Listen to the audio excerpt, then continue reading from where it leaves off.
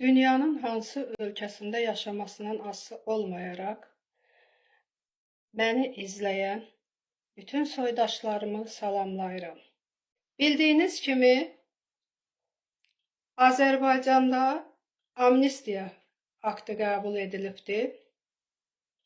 Amnistiya aktında başdan qeyd edilir ki, Qarabağ qazisi, ikinci və birinci qrup əlil olan, yaxını repressiyaya məruz qalan, yaxın qohumu şəhid olan, Ermənistan Respublikasından və Azərbaycan Respublikasının ərazisi olan Qarabağdan məcburi köçkün düşən soydaşlarımızın yaxınlarına amnistiya şamil ediləcəkdir.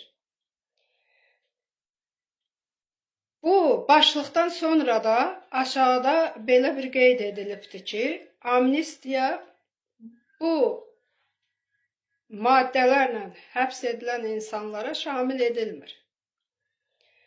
Dostlar, mən bugün hər bazar günü olduğu kimi Rza Səfərsoyla görüş günümüz idi. Rza Səfərsoyla görüşmüşəm.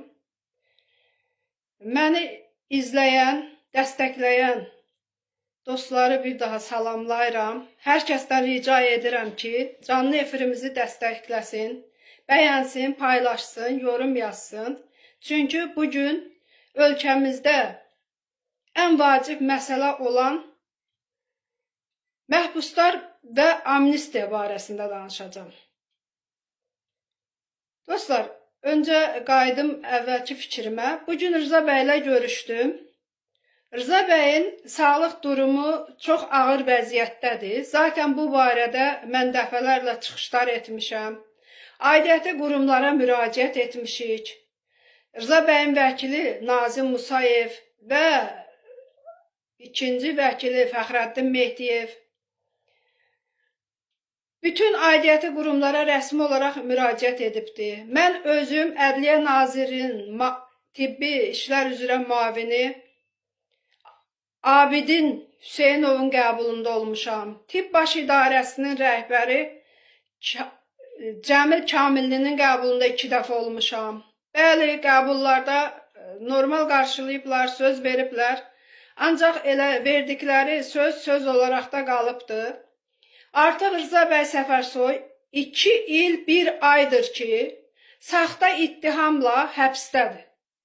Həbsdə olduğu bu müddət ərzində Rza bəyə heç bir tibbi yardım edilməyibdir. Rza bəy ancaq və ancaq əvvəlki həkimlərinin verdiyi dərmanlarla öz sağlıq durumunu idarə etməyə çalışır. Ancaq günü-gündən də Rza Səfərsoyun vəziyyəti ağırlaşır. Hal-hazırda Rza Səfərsoyun sağlıq durumu ilə bağlı Xəzər rayon məhkəməsinə müraciət etmişik ki, Rza Səfərsoy təcili olaraq azad edilməlidir və müayinə və müalicə olunmalıdır. Əks təqdirdə Rza Səfərsoy müalicə olunmaz xəstəliklərə düçar ola bilər. Çünki onun bədəndə olan xəstəliklər günü-gündən ağırlaşır. Bugün də Rza Səfərsoy ilə görüşümüz zamanı hər dəfə olduğu kimi mən Rza Səfərsoyun sağlığında müşahidə elədiyim həddindən artıq ürək döyüntüləri, yüksək qan təzyiqi, ayaqlarında şiş, qarın nahiyəsində həddindən artıq şiş müşahidə elədim. Rza Səfərsoyun sağlıq durumu həqiqətən də çox pis vəziyyətdədir. Rza Səfərsoy zaten Azərbaycan ordusunda ali təhsilli zabit olaraq xidmət etmiş, can sağlığını vətənimiz uğrunda itirmiş 2-ci qrup ağır ürək xəstəsidir. Ancaq Rza Səfərsoyu siyasi ictimai fəaliyyətinə görə şərləyib həbs etdirən qüvvələr bugün qəbul elədikləri amnistiya aktına belə Rza Səfərsoyun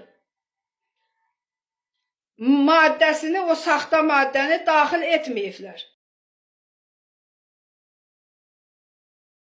Kişi, mən ölkədə bütün vicdanlı kişiləri çağırıram ki, gəlin birlik olaq, ölkəmizi talayan, xalqımızı ac qoyan, bax, beləncə qadınlarının qabağında kişiləri alçalmağa məcbur eləyən rejimi rədd eləyək tarixin zibilliyinə.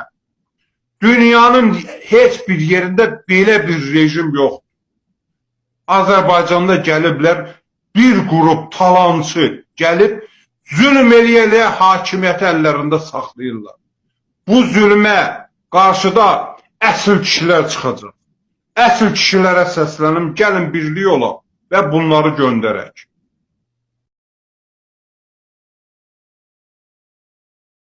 Əslində Rza Səfərsoy o maddə ilə həbs edilməyib. Rza Səfərsoy sifarişlə həbs edilibdir. Çünki Rza Səfərsoyun 228.1 maddəsinə heç bir aidiyyəti yoxdur. Rza Səfərsoy heç bir vaxtı qanunsuz, nə qanunlu, nə də qanunsuz silah saxlamayıbdır.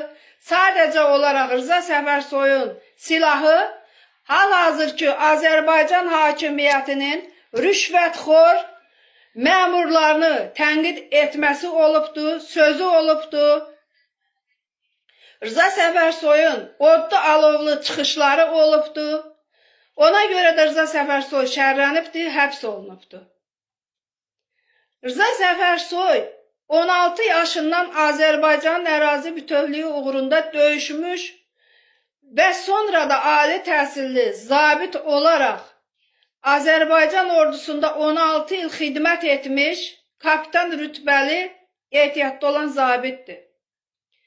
Görünən odur ki, Azərbaycan iqtidarının başında əyləşənlər, bu və ya digər formada ermənilərlə qohumluqları olanlar, Azərbaycanın ərazi bütövlüyü uğrunda döyüşən, ermənilərə güllə atan Azərbaycanın mərd oğullarını şərləyərək, həbsxanalara salaraq məhv etməyə çalışır.